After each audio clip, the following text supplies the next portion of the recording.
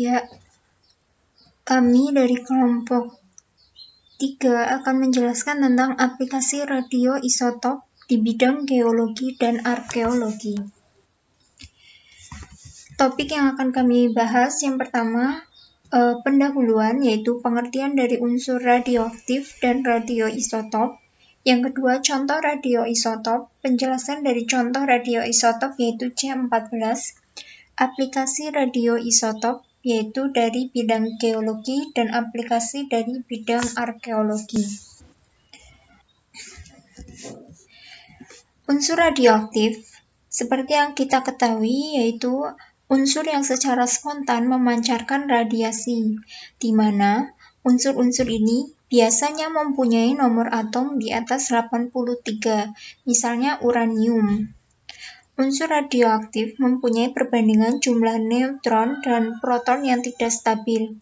Maka, untuk menstabilkan diri, unsur tersebut dengan cara memancarkan radiasi. Radioisotop sendiri memiliki pengertian yaitu isotop dari zat radioaktif yang dibuat dengan menggunakan reaksi inti dengan neutron.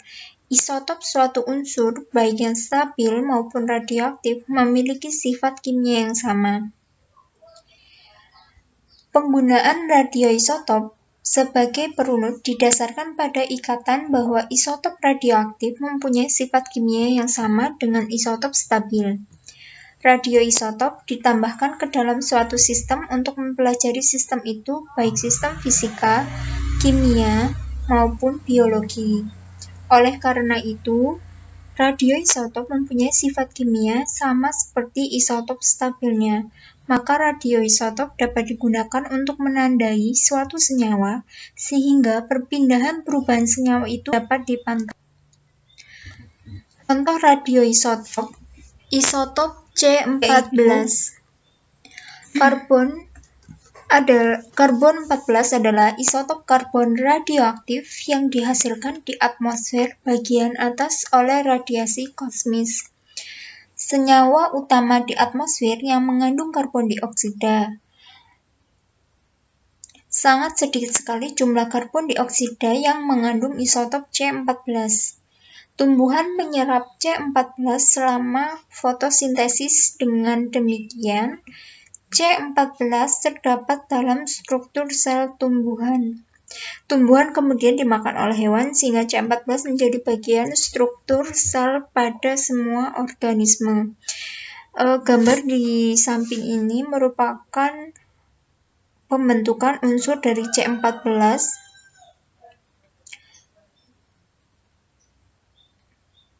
di mana itu dari suatu nitrogen dengan neutron menghasilkan karbon 14 dan 1 proton.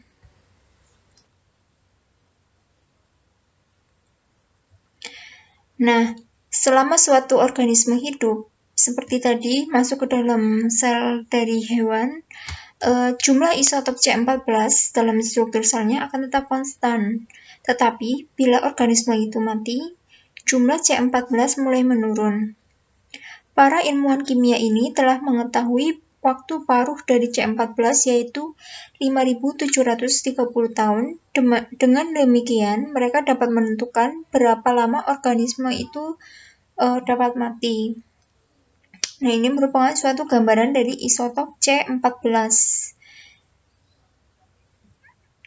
di mana dia memiliki 8 neutron dan 6 proton yang dikelilingi oleh elektron-elektron berjumlah 6, di mana elektron paling kulit terluar itu terdapat 4 elektron dan kulit yang dalam itu terdapat 2 elektron.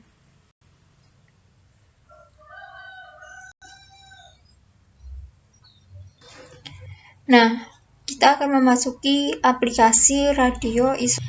Yang pertama yaitu pada bidang geologi.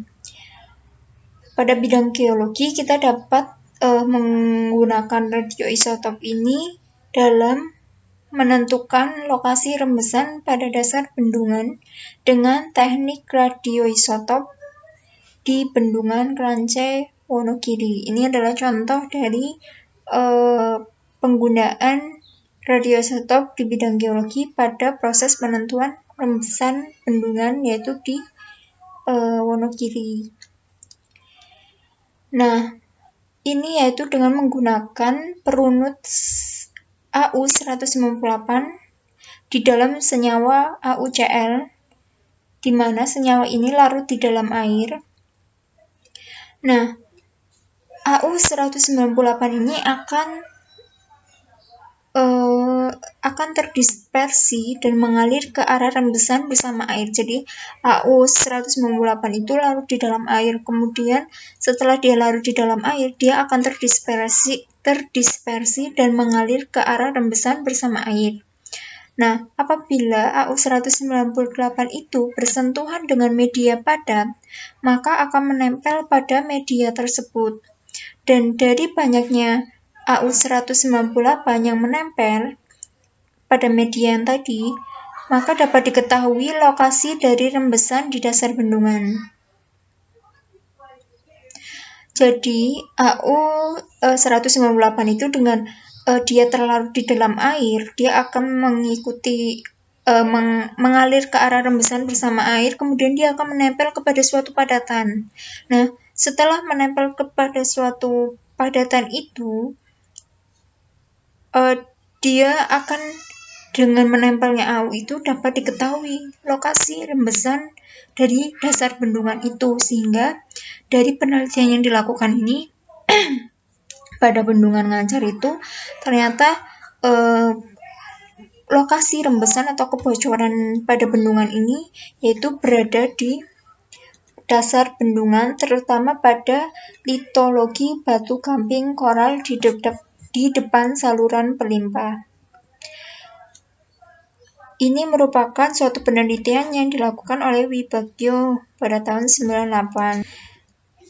Yang kedua yaitu radioisotop dapat digunakan untuk menentukan pola dinamika air tanah yang dilakukan dalam penelitian di daerah Bekasi dengan menggunakan radioisotop C14, di mana contoh air tanah dalam diambil. Jadi air tanah dalam diambil untuk dianalisis kandungan karbon 14-nya. Kemudian hasil dari analisis itu akan diplot ke dalam peta lokasi untuk memperoleh pola dari konturnya. Nah, pola itu memperlihatkan bahwa air tanah dalam, maksudnya air dalam itu di daerah selatan Bekasi berumur lebih muda dibandingkan dengan berasal dari utara dan barat laut. Hal tersebut menunjukkan bahwa air tanah dalam di daerah penelitian itu bergerak dari selatan ke utara dan barat laut. Sementara itu, Bekasi merupakan daerah imbuh air tanah. Jadi dari sini itu dapat dilihat bahwa karbon C14 itu dapat digunakan untuk mengetahui pola dinamika air. Artinya bahwa menentukan bagaimana air itu dapat mengalir. Jadi setelah diteliti ternyata yang di selatan itu lebih muda daripada yang di utara dan barat laut, sehingga dapat disimpulkan bahwa pergerakan air itu dimulai dari selatan menuju ke utara dan barat laut, karena di utara dan barat laut itu umurnya jauh lebih tua atau lebih lama dibandingkan yang di selatan. Kemudian yang kedua di bidang arkeologi. Nah, di bidang arkeologi ini dapat digunakan untuk menentukan umur fosil dengan menggunakan karbon 14. Pelacakan radioaktif dengan menggunakan isotop karbon 14 telah digunakan untuk menentukan usia kerangka yang telah ditemukan di situs arkeologi. Nah, isotop C14 ini akhir-akhir ini itu digunakan untuk mengetahui usia dari Sword of Turin atau kain kafan dari Turin, yaitu sepotong kain. Jadi sepotong kain linen untuk membungkus mayat manusia dengan gambaran seorang manusia itu tercetak di atasnya. Banyak yang berpikir bahwa itu adalah bahan pembungkus Nabi Isa, tetapi pada tahun 1988 dilakukan pelacakan radiokarbon menemukan bahwa bahan tersebut berasal dari tahun 1200 sampai 1300 sebelum Masehi. Meskipun kita tidak mengetahui bagaimana bentuk orang itu tercetak pada kain kafan tersebut, tetapi pelacakan radioaktif C14 membuktikan bahwa bahan tersebut bukan kain dari kain kafan Nabi Isa. Pelacakan dengan isotop C14 hanya dapat digunakan untuk menentukan usia sesuatu yang pernah hidup. Jadi benda-benda mati itu tidak bisa dilakukan pelacakan menggunakan isotop C14. Nah, isotop ini tidak dapat digunakan untuk menentukan umur batuan, bulan atau meteorit atau benda mati lainnya. Nah, untuk mengamati umur dari benda mati seperti batu, bulan atau meteorit itu biasanya menggunakan kalium 40. Jadi setiap penentuan itu beda-beda radioisotopnya. Kelompok kami kurang lebihnya mohon maaf. Wassalamualaikum warahmatullahi wabarakatuh.